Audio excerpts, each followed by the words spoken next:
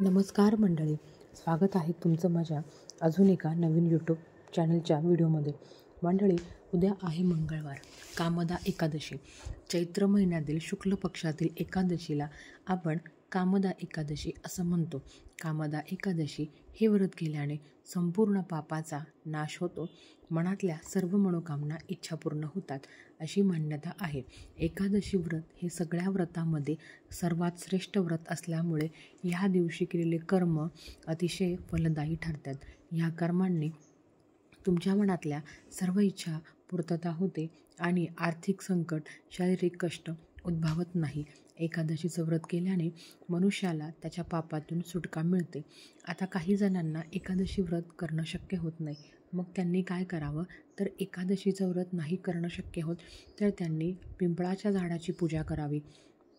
आता पिंपळ वृक्षाचं आणि एकादशीचा काय संबंध आहे? मंडळी, एकादशी हे व्रत भगवान श्रीहरी विष्णूंना समर्पित आहे आणि असं म्हटलं गेलं आहे की भगवान श्रीहरी विष्णूंचा पिंपळ वृक्षांच्या झाडामध्ये वास आहे.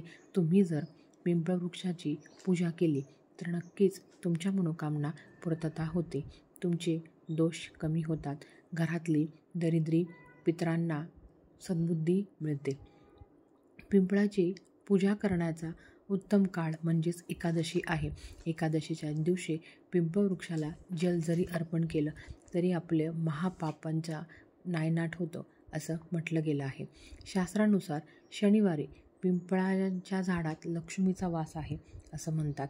ह्या दिवशी पिंपळाला जर तुम्ही जल अर्पण केलं तर ते शुभ मानले जाते.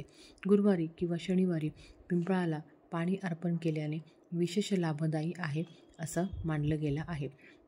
आपल्या हिंदू धर्मामध्ये देवांना झाडांचे दुसरे रूपच मानले गेले आहे.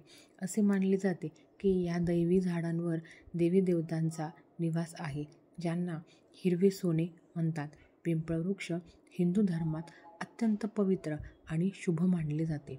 असे मानले जाते की त्यामध्ये देवता निवास करतात. भगवान श्रीकृष्णाने स्वतः गीतेत सांगितलं आहे की मी झाडांमधील पिंपळ आहे. असे मानले जाते की पिंपळांच्या मुळामध्ये भगवान ब्रह्मा निवास करतात. भगवान विष्णू खोडामध्ये आहे तर सर्वात वरच्या भागामध्ये भगवान शंकरांचा वास आहे. हे एवढे सुंदर असं पिंपळाचं वृक्ष आपल्याला बघायला गेलं तर आध्यात्मिकदृष्ट्या खूप जास्त महत्त्वाचं आहे. आता पिंपळाला आपल्याला फक्त अमावास्येच्या दिवशी स्पर्श करायचा नसतो, पण एकादशीच्या दिवशी तुम्ही पिंपळाला जल अर्पण केले पण त्या पाण्यामध्ये 1 लोटा पाणी घ्यावे.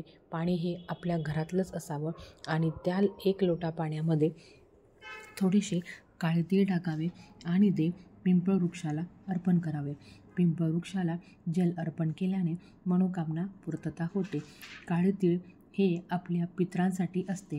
तुम्हाला जर पितृदोष असेल तर त्याच्यातून तुम्हाला कायमची सुटका मिळण्यास मदत होईल. म्हणून प्रत्येक शनिवारी किंवा दर एकादशीला पिंपळ वृक्षाला जल अर्पण करायला विसरू नका. पिंपळाची जर तुम्ही पूजा केली तर तुम्हाला शनिदेवाच्या त्रासापासून सुद्धा मुक्ती मिळते. पिंपळ वृक्ष दीर्घायुष्य देणारे मानले जाते. शनीचा दोष दूर करण्यासाठी पिंपळ वृक्षाची विशेष पूजा केली जाते. असे मानले जाते की शनिवारी पिंपळाच्या खाली मोहरीचा तेलाचा दिवा लावला तर शनिदेव तुमच्यावर प्रसन्न होतात आणि तुमच्या मनातल्या इच्छा नक्कीच ते पूर्ण करतात. पिंपळाच्या पूजेसंबंधीतील काही उपाय आपण बघूया.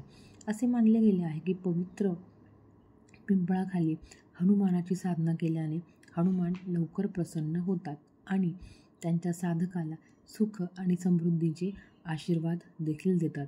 पिंपळाच्या झाडाखाली शिवलिंग स्थापन करून रोज त्याची पूजा केल्याने मनुष्य अक्षय पुण्य प्राप्त होते आणि साधकाला सुख आणि समाधान भरपूर प्रमाणात मिळते.